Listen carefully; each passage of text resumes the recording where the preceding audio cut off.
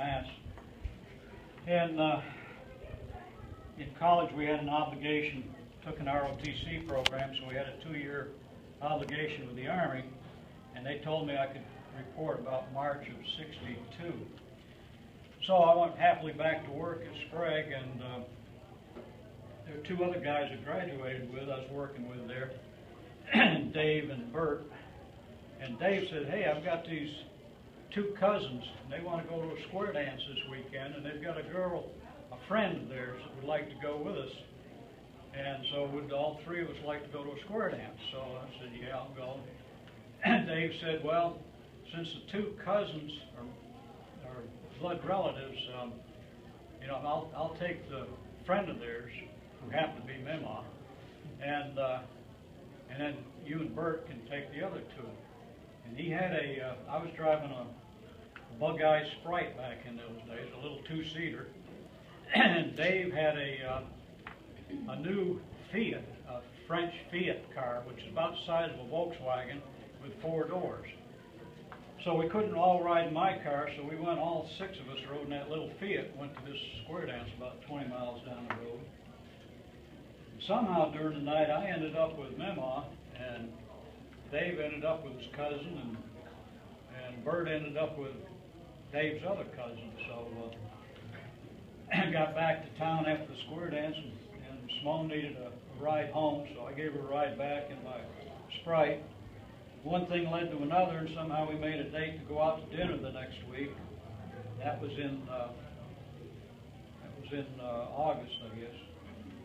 And we went to several square dances. We started going out to eat 2, 3, 4 times a week. She lived in Pittsfield, 20 miles from where I worked, and then I was 20 miles from home. So in order to go out to dinner every night, I drove 20 miles to work and 20 miles to pick her up, dumped her off, and 40 miles back home.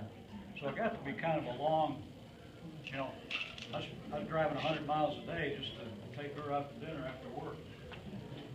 But along about October, the 20th of October, Friday afternoon, I got a telegram and said,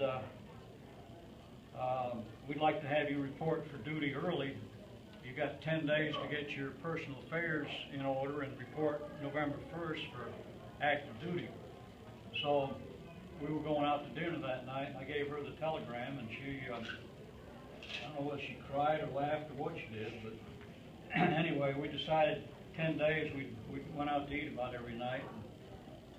And I went off for 2 years, and let's see, she did come down to, we had a command performance. The Officers Club had a dance one Saturday night in January of '62, and so I got an airplane ticket, and she flew down Saturday morning. We went to the dance Saturday night. My first plane ride. Formal dance, you know, gown and military uniform like you see on Gunsmoke, you know, the blue uniform and so forth. And we still wore them back in those days. Chester. Yeah. But turned out I got a room in the Officers Club for her to stay there that night.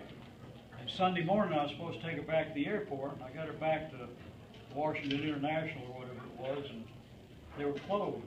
Had a big snowstorm, couldn't get her to fly home. So I had to take her back to the club, and she stayed there Sunday night, but I had duty Monday morning, and I couldn't take her to the airport, so I had a friend of mine take her, and I don't know where they went, but she finally got home.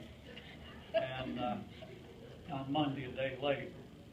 And then I went off to Germany for 2 years, and we kind of just decided to keep writing pen pals, and she'd send these little cassette tape, or not cassette, reel-to-reel tapes, about 2 or 3 a month, and about 1 letter a week, or 2 or 3 letters a week. And back then, for the young people here, there was no internet, so we couldn't talk on emails. There were no cell phones, and a long-distance call from Germany was $12 a minute. So in 2 years, I made 1 phone call in 5 minutes. Not that I was a tightwad or anything, but she did get one phone call, for 5 minutes. I bought a Porsche while I was over there, a little red Porsche with white vinyl interior, and it was going to be my lifetime car for $3,200. And Uncle Sam would send it home free of charge to any military. They'd ship back 2 cars at no charge. So why I didn't buy 2 of them, I don't know. But anyway, we shipped it back home. Back in those days, the Cold War was going on, the Cuban crisis.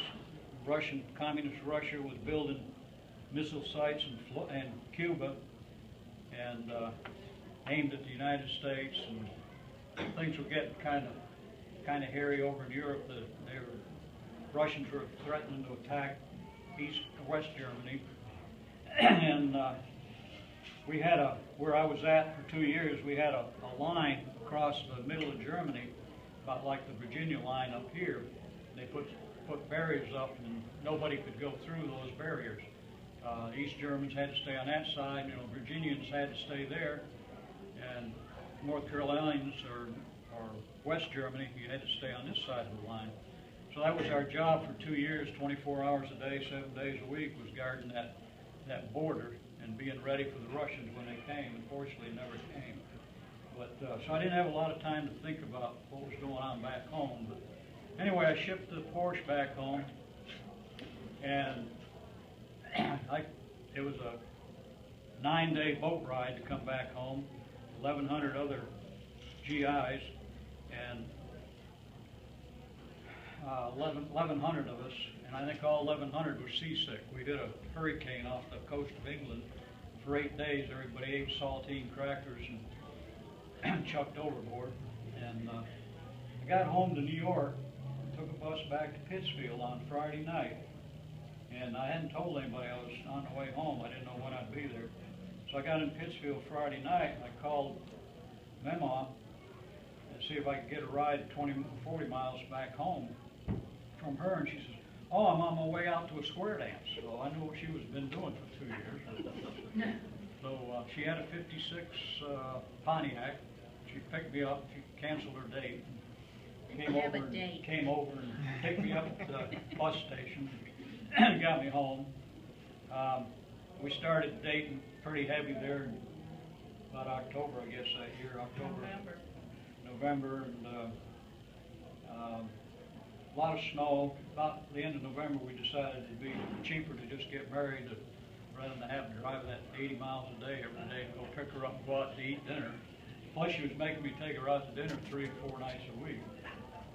So we set a date of February 1st, 1964, and Friday night it snowed, about 6 inches of snow. Everybody that came, friends and family that came to the wedding had to fight a snowstorm to get to the wedding Saturday morning, which was 10 o'clock. We like to do things early in the day, so we got married at 10 o'clock in the morning. And it was in a Catholic church. She was Catholic and I was Congregationalist, but I gave in. We got married in the Catholic church. And in order to marry her, I had to go through several nights of marriage counseling, where they told me all the things I had to do and she had to do, and until death do us part and all that stuff. And the only thing I remember that the priest told us was that you're going to have arguments during your marriage, but always make up before you go to bed at night. So that's the only thing I remember what he told us. But when you have an argument, just settle it and then go to bed. Go to bed happy. We rented an apartment in Pittsfield for 6 months in a 4-apartment house. The landlord lived up on the 3rd floor, and we went to the drugstore, bought a budget book so we could figure out how to budget all our expenses. She was working at Berkshire Life Insurance Company. I was working at Sprague Electric, and we used the envelope system. We'd cash our paychecks, and we had so much that had to go into every envelope every week that we got paid, and figured out our budget on the budget sheet. So we spent 6 months in that apartment. learning to manage our income. And let's see, what else happened there? We decided to move to Chalamont and buy a house. And we looked at 3 houses over there. We moved out of the apartment, moved in with Mother and Dad for about a month while we found the house. There were 3 houses in town. One was a 90-acre farm, dairy farm. The owner had died, and they wanted the outrageous price of $18,000 for that 90 acres and farm, Roscoe Fisk's farm. We liked it, but it was a little too expensive. So we found another couple that was in their late 60s, early 70s. They had a 2-story house, about an acre of land, and they wanted to sell us the house if we would live there and kind of look after them, you know, keep up their yard and all that, and we get a pretty good price on the house. That was still a little bit above our budget. It was about $14,000 for that, and so we kept on looking. We finally found a house that we liked on 2 acres of land, an old farmhouse, had a big barn, and ended up paying $10,000 for that. Grandfather said, he says, now you need to figure pretty close. You need to put at least half down on the house if you buy a house. You can't buy a car unless you got the money to pay for it ahead of time, but you can afford to finance half of your house. So we had to put half of the money down on the house before we bought it. And we lived in that from 64 to 68.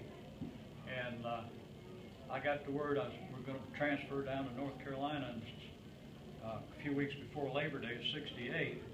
And stopped at the neighbor's house, who was a real estate agent, and told him we wanted to sell the house on Thursday night. I told him. Came home Friday night. He brought a couple up and had a $500 deposit, and we sold them right there one day. So it was a quick sale. Loaded up 68. Scott and Brenda were both yay high about that time. Both born while we lived in the house there in Chalamont. Ended up in North Carolina. You know the rest of the story. Been there for 42 years. Going on 43. Yeah. Brooklyn, would you like to read the other part of that little clipping on there? As long as it's conveniently right there. Speak.